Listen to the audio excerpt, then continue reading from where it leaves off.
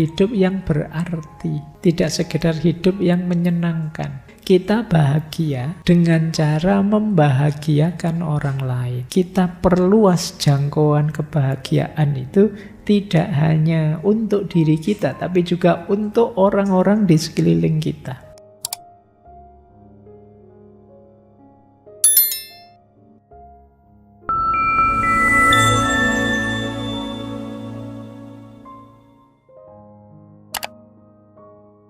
Assalamualaikum warahmatullahi wabarakatuh.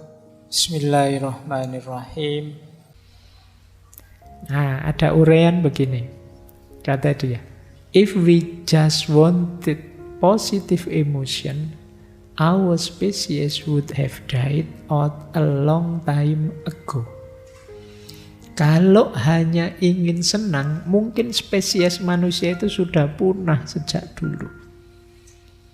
Kalau ingin hanya rasa senang, itu mungkin banyak, misalnya orang tua setelah melahirkan anaknya dibuang saja, merepotkan. Nah, itu kan karena ingin senang, ngapain repot-repot. Kalau hanya ingin rasa senang, tidak ada orang mau berjuang capek-capek untuk target-target ke depan apa. Tidak ada orang mau puasa, tidak ada orang mau tirakat, tidak ada orang mau bersusah payah untuk meraih ini itu. Karena itu semua pahit. Tidak menyenangkan. Tapi kan hasilnya jauh lebih memuaskan untuk hidup yang tadi itu.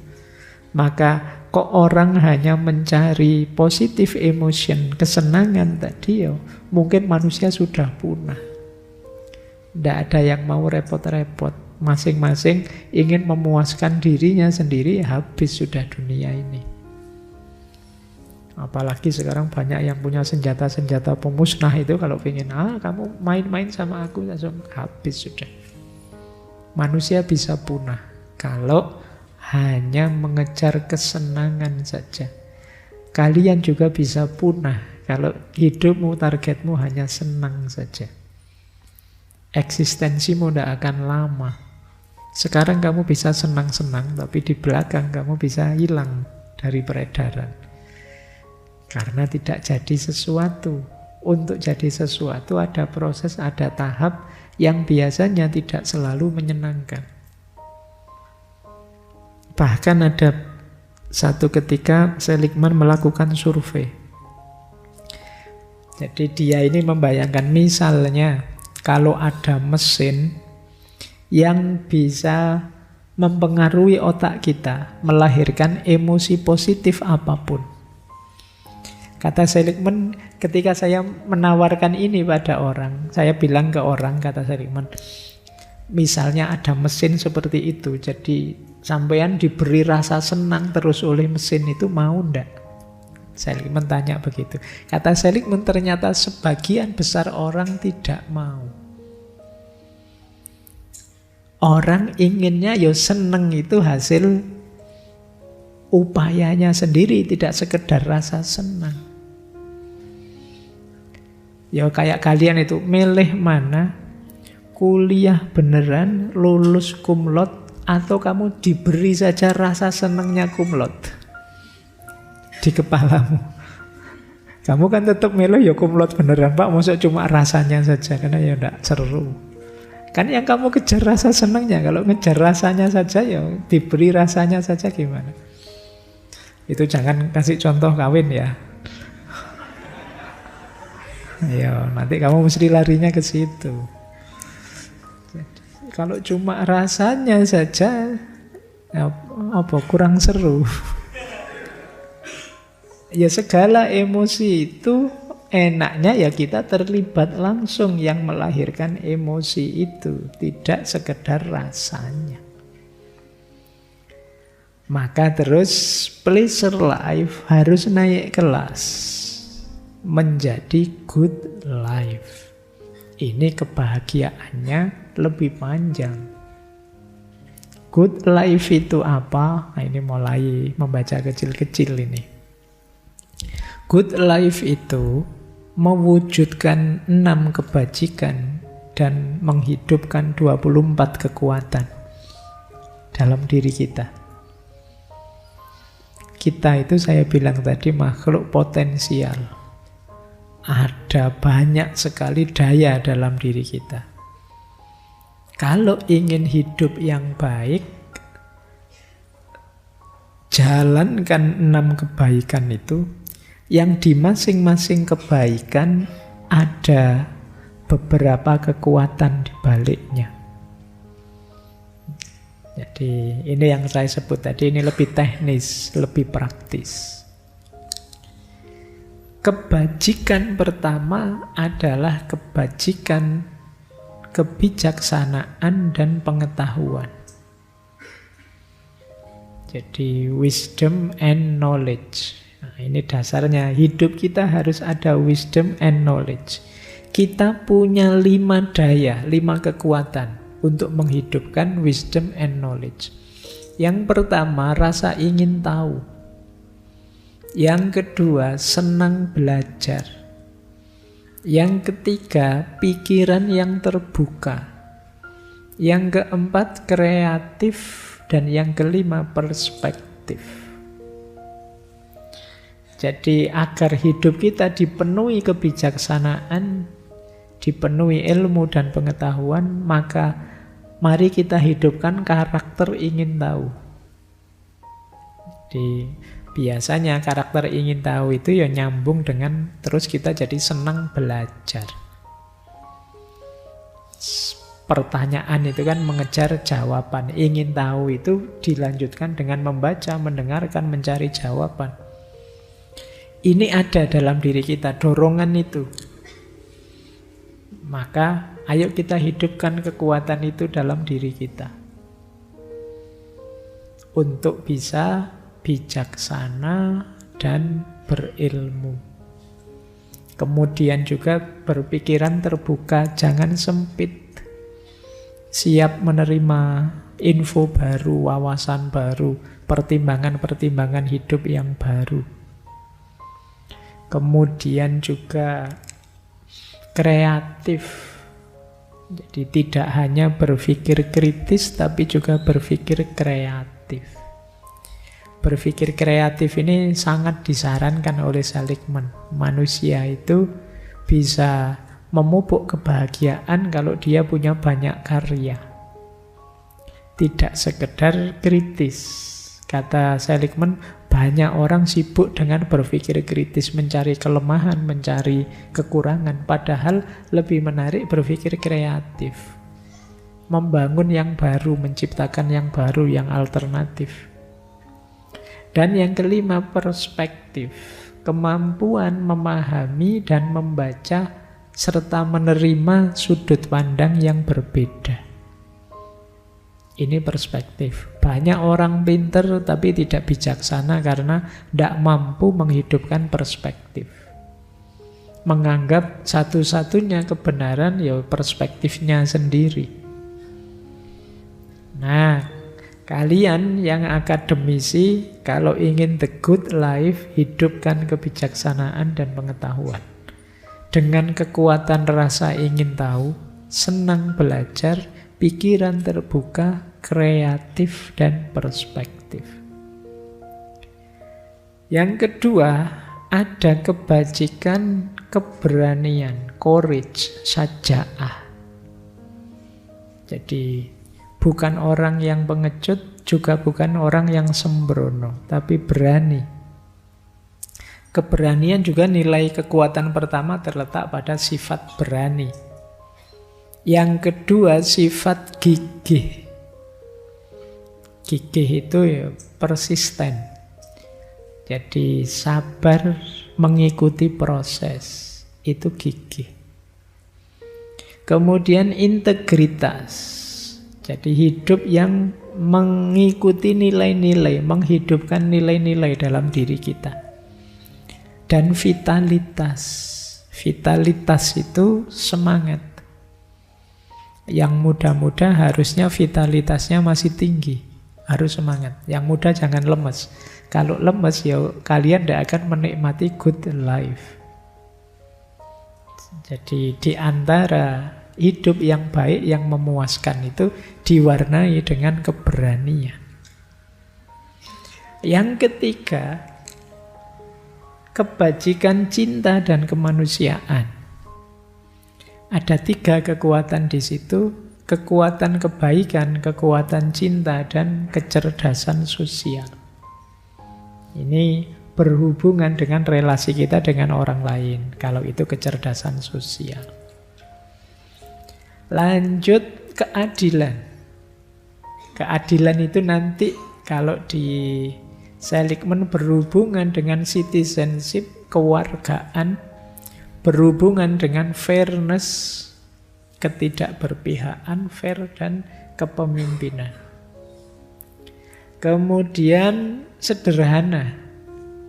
Nah ini sederhana ini kalau di Jogja paling mahal sebenarnya. Ya. Oke. Kesederhanaan berhubungan dengan self-regulation, kebijaksanaan, rendah hati, memaafkan, dan mengasihi. Dan yang terakhir, spiritualitas dan transendensi. Spiritualitas dan transendensi itu ada 5 kekuatannya. Kekuatan estetik, apresiasi keindahan, kekuatan rasa syukur, kekuatan harapan, kekuatan spiritualitas. Jangan lupa yang terakhir, kekuatan humor. Harus dihidupkan. Jangan kenceng terus, ya sedikit-sedikit ada humornya. Biar sarafmu agak kendo sedikit. Tapi ya jangan kokean humor, nanti kendo semua. Jadi ya setelah serius-serius ada humornya. Nah ini hidup yang menggembirakan. Nah kalian punya 24 kekuatan itu. Anugerahnya Allah dalam diri kalian. Hidupkan itu. Maka akan melahirkan 6 kebajikan dalam keseharian kita. Kalau kita bisa melakukannya, itulah nanti namanya the good life. Kehidupan yang baik, yang membahagiakan level 2. Nah, saya lanjutkan. Ini meskipun begitu, Seligman melanjutkan. Satu ketika dia melakukan survei, penelitian eksperimen juga pada anak-anak muda. Setelah The Good Life, dia melakukan eksperimen. Jadi sekelompok anak muda diminta melakukan 2 hal. Yang pertama diminta melakukan apapun yang menurut mereka menyenangkan. Sesaat. Nonton film, makan es krim, nongkrong di angkringan, wis apa wae yang kamu seneng, lakukan itu. Terus yang kedua, mereka diminta untuk melakukan hal-hal demi kemanfaatan sesama, hal-hal sosial. Suruh bantu ini, bantu itu, dan lain sebagainya. Nah, setelah melakukan 2 hal ini, anak-anak muda ini diwawancara oleh Seligman. Mana yang lebih mengesankan, lebih mendatangkan kebahagiaan dan kepuasan? Nah, itu terus sebagian besar menjawab yang membahagiakan dan memuaskan yang ketika melakukan aktivitas sosial. Jadi saya tidak tahu kalau yang diwawancara anak-anak masjid sini ya. Mungkin jawabannya ya sama. Apalagi kalau tadi nonton film, makan es krimnya bayar sendiri, ya tetap lebih membahagiakan bakti sosial. Kalau ditraktir mungkin kamu milih traktiran mesti. Nah, kata Seligman, berbuat baik pada yang lain lebih membahagiakan, maka ayo memuncakkan kebahagiaan dalam meaningful life. Kalau tadi sekedar the good life, kalau ini meaningful life. Meaningful life itu kita bahagia dengan cara membahagiakan orang lain. kita perluas jangkauan kebahagiaan itu tidak hanya untuk diri kita, tapi juga untuk orang-orang di sekeliling kita. Itulah meaningful life. Ya kalau mungkin makna sederhananya hidup yang berarti. Tidak sekedar hidup yang menyenangkan. Disinilah nanti kita menemukan makna hidup yang sejati, bahwa kehadiranku ternyata ada gunanya. Kesadaran bahwa kehadiranku ada gunanya ini penting. Banyak orang yang merasa hampa, merasa apa sih gunanya aku di dunia ini. Begitu melakukan kebaikan, kehampaan itu terjawab. Ternyata aku sedikit-sedikit ada gunanya. Nah, itu meaningful life namanya. Kamu cari sendiri momen yang menyadarkanmu bahwa hidupku ini bermakna. Meskipun sekedar membahagiakan temanmu, membahagiakan orang tuamu, membahagiakan siapapun. Jangan sampai tadi kamu merasa hidupmu kosong, tidak berarti. Justru puncaknya kebahagiaan ada di sini. Di meaningful life ini. Kehidupan yang penuh makna. Jadi di buku Authentic Life, Martin Seligman memberi tawaran pada kita ada 3 jenis kebahagiaan, yaitu kesenangan, yang kedua kebaikan, dan yang ketiga makna. Kita mengejar kesenangan sajakah? Atau hidup yang baik sajakah? Atau hidup yang bermakna? Cuma seperti saya bilang tadi, lama-lama Seligman ini sadar saya salah. 3 konsep tadi kurang lengkap, kurang utuh. Disitulah nanti lahir bukunya yang judulnya Flourish. Ini konsepnya mulai digeser oleh Seligman dari happiness menuju well-being. Well-being itu kesejahteraan. Kalau dalam bahasa Indonesianya, meskipun saya tidak tahu pas atau tidak kalau dimaknai kesejahteraan. Jadi kalau happiness, kebahagiaan. Seligman ini tidak puas dengan konsep sebelumnya. Di mana titik ketidakpuasannya? Dia menjelaskan begini. Dulu saya berpikir bahwa topik psikologi positif adalah kebahagiaan. Standar emas untuk mengukur kebahagiaan adalah kepuasan hidup. Dan tujuan dari psikologi positif adalah untuk meningkatkan kepuasan hidup. Sekarang saya berpikir bahwa topik psikologi positif itu adalah well-being, kesejahteraan. Bahwa standar emas untuk mengukur kesejahteraan adalah flourish. Flourish itu perkembangan, pertumbuhan. Jadi untuk tujuan psikologi positif adalah untuk meningkatkan perkembangan. Teori ini yang saya sebut dengan teori kesejahteraan sangat berbeda dengan teori kebahagiaan. Dan perbedaannya memerlukan penjelasan. Nah, jadi ini yang saya sebut, ini qaul qadimnya. Pandangannya Seligman tentang kebahagiaan gaya baru yang beliau sebut well-being dengan titik tekan pada flourish. Bagaimana kita bisa berkembang. Nah, ini nanti titik tekannya berbeda. Ambil nafas dulu. Ayo, saya khawatir saja isinya teori-teori banyak sekali. Kalau terlalu banyak itu biasanya ya komentarmu ala pak ya enak kalau diceritakan saja, menjalankannya itu kamu kan mesti begitu.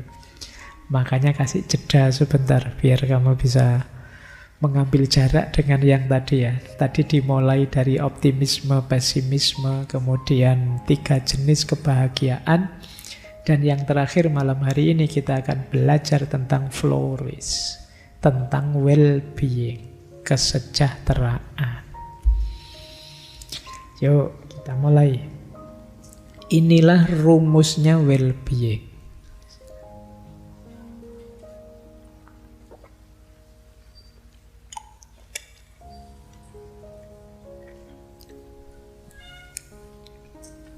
Seligman menyebutnya PERMA.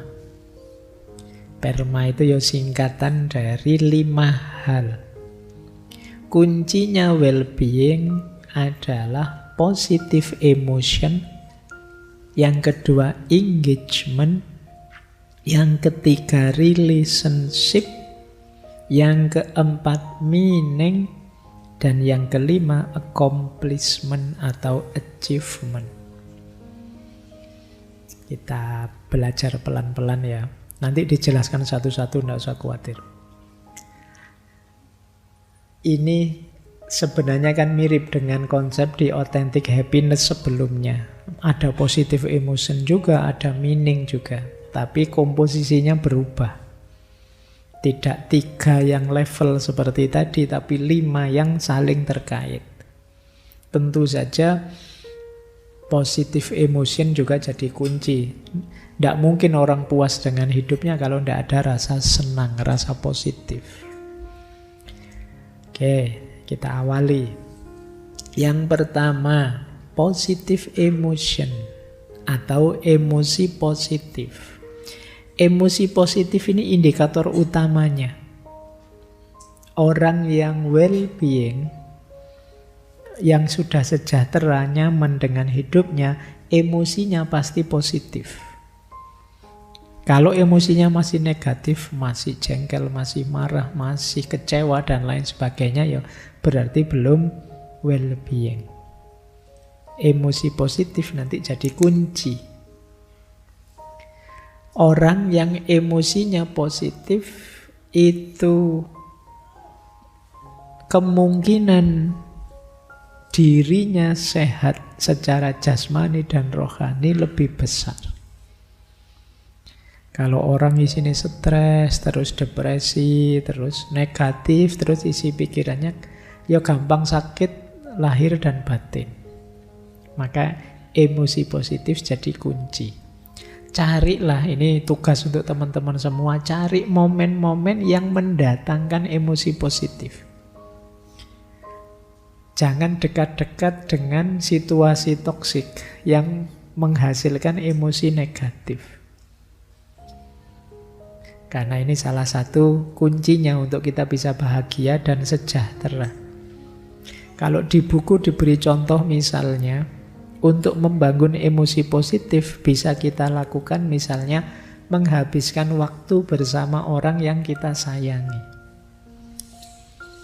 Pak, saya belum ada Pak yang disayangi Pak. Ya emangnya cuma pacar yang disayangi. Kan ada orang tua, ada teman, ada sahabat. Ya kalau nembak ditolak ya kan masih bisa sahabatan aja. Nah, jadi ya paling tidak kan masih bisa berbagi emosi positif. Nah, jadi ya cari, habiskan waktu sebanyak mungkin dengan orang yang kita sayangi, biasanya bisa membantu kita memunculkan emosi positif. Misalnya kayak teman-teman, tadi saya cerita tentang kelelahan batin. Mungkin kalau kamu sedang lelah sekali di Jogja ini, terus kamu pulang ke kampung ketemu orang tua, sanak kerabat yang kalian cintai, itu kan kayak ngecas lagi situasi batinmu, kamu segar lagi, emosi positifnya muncul lagi. Nah, maka bersyukurlah yang masih punya banyak orang-orang yang disayangi. Oke, meskipun yo jangan Pak, kok kamu gonta-ganti pacar banyak sekali, biar banyak emosi positifnya ya, jangan gitu. Itu namanya sakarpe dhewe ya. Ya maksudnya orang tua, teman, sahabat, orang-orang baik. Makanya Dulu kita pernah ngaji Tombok Ati, itu diantara obatnya hati adalah wong kang soleh kumpulono. Dekat dan berkumpullah dengan orang-orang soleh. Kenapa? Menghadirkan emosi yang positif. Kalau kalian dekat dengan orang-orang soleh, para ulama, para kiai, itu kan rasanya dekat mereka dingin, adem, emosinya positif. Kalau dekat kalian kan beda, jengkel, pengen itu bedanya. Maka habiskan waktu dengan orang yang kita sayangi. Atau yang kedua, lakukan hobi atau aktivitas kreatif yang kita sukai. Ya secukupnya, tapi ya jangan terus-terusan. Pak, saya hobinya main game, ya secukupnya. Untuk menghadirkan emosi positif saja. Wah, setelah main game sebentar saya seger lagi, Pak. Ya sudah, ditinggal, sekarang aktivitas yang serius lagi. Jangan kok terus-terusan main game. Game yang memang membangkitkan semangat positif ya. Jangan game yang, saya tidak tahu ada tidak di sini yang kalau main game sambil teriak-teriak, misuh-misuh. Banyak ya. Lah yo. Sampai HP ini dhewe dibanting-banting. Wong yo dirinya yang tidak mampu kok yang disalahkan HP-nya. Nah, jadi cari hobi secukupnya saja. Kalau memang kita ini sudah lelah, emosi kita drop, kan penting kita membangkitkan emosi yang positif. Boleh juga, wong ini contoh ya, boleh misalnya mendengarkan musik. Ya musik yang menenangkan tentunya, membangkitkan emosi positif. Tapi ya monggo saja, itu kan selera masing-masing. Mungkin ada, Pak, saya tenangnya itu kalau mendengarkan musik-musik koplo itu, Pak, saya tentram. Ya monggo saja. Mungkin ada yang sukanya klasik. Monggo saja. Boleh. Jadi biar stabil lagi dari kelelahan tadi. Atau berkontemplasi, berefleksi, kita memikirkan apa saja yang membuat kita bersyukur. Itu biasanya emosi positif muncul. Alhamdulillah ya, sampai semester 13 ini saya masih kerasan, masih ya, ternyata saya itu termasuk orang-orang yang gigih mencari ilmu. Yang lain sudah berguguran, saya masih belajar terus. Oke ya, sampai teman saya sudah jadi dosen, saya masih setia kuliah saja. Tidak apa-apa wis. Itu kan berpikir yang positif membuat kita bersyukur sehingga hadir emosi positif. Membuatmu jadi tenang. Jadi yang pertama ini ya, caranya untuk berkembang, flourish. Kalau emosimu negatif terus, ya kalian tidak akan bahagia, tidak akan well-being, tidak akan sejahtera.